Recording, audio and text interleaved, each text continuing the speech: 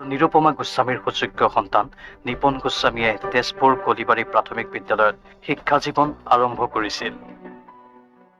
তাৰ পিছত তেজপুৰ চৰকাৰী বালক বিদ্যালয়ত গ্ৰহণ কৰে হাইস্কুলীয়া শিক্ষা। ল'ৰালি কালৰ পৰা নিপন দাক আমি লগ পাইছিলোঁ।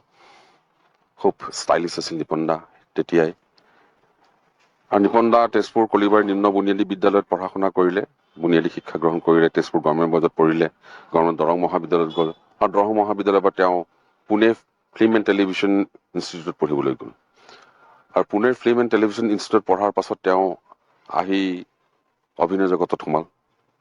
সংগ্ৰাম চিনেমাৰ যোগেদি চিনেমা আৰম্ভ কৰিলে আৰু ডাক্তৰ বেজবৰুৱা চিনেমাখনে নিপন গোস্বামীক এজন ছুপাৰষ্টাৰ কৰি দিলে।